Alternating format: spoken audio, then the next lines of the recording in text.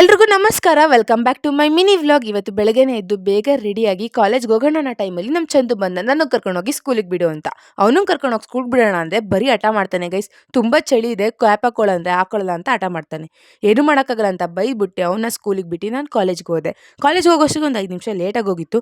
So first 2 period lab ಇತ್ತು, ಲ್ಯಾಬ್ನು attend ಮಾಡಿ ಕ್ಲಾಸಿಗೆ ಹೋಗಿ ನಾವು ಶನಿವಾರಕ್ಕೆ ಅಪರೂಪಕ್ಕೆ ಕಲರ್ ಡ್ರೆಸ್ ಹಾಕೊಂಡ್ಬಿಟ್ಟಿದ್ದೀವಿ ಅಂತ ಚೆನ್ನಾಗಿ ಪೋಸ್ ಕೊಡ್ತಾ ಇದ್ದು.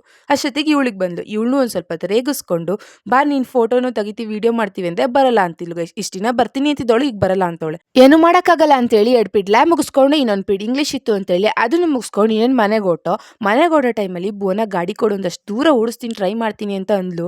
ಕೊಟ್ಟರೆ ಹೆಂಗೆ ಹೋಯ್ತವಳೆ ನೋಡಿ ಗೈಸ್. ನಮಗೆ ಪುಕ್ಕ ಪುಕ್ಕ ಅಷ್ಟು ದೂರಕ್ಕೆ ಮತ್ತೆ ಇಸ್ಕೊಬಿಟ್ಟೆ. ಆ್ಯಕ್ಚುಲಿ ಈ ವಾರದ್ದಲ್ಲ, ಹೋದ ವಾರದ್ದು ಅವತ್ತೇ ಹಾಕ್ಬೇಕು ಅಂದ್ಕೊಂಡಿದ್ದೆ, ಹಾಕೋಕ್ಕಾಗಿಲ್ಲ.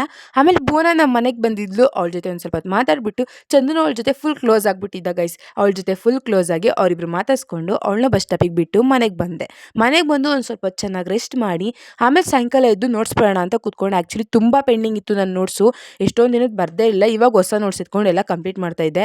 ಆಮೇಲೆ ಹಾಗೆ ಅಮ್ಮ ಸೀರಿಯಲ್ ನೋಡ್ತಿದ್ರು, ಅವ್ರ ಜೊತೆ ಕೂತ್ಕೊಂಡು ನೋಡ್ಕೊಂತ ನಾನು ನೋಟ್ಸ್ನು ಕಂಪ್ಲೀಟ್ ಮಾಡ್ತಾ ಇದ್ದೆ. ಇಷ್ಟೇ ಇವತ್ತಿಗೆ, ನಾಳೆ ಮತ್ತೆ ಸಿಗ್ತೀನಿ. ಟಾಟಾ ಬಾಯ್. ನನ್ನ ಹೀಗೆ ಸಪೋರ್ಟ್ ಮಾಡ್ತಾ ಇದ್ರಿ ಹಾಗೂ ಫಾಲೋ ಮಾಡ್ಕೊಂಡು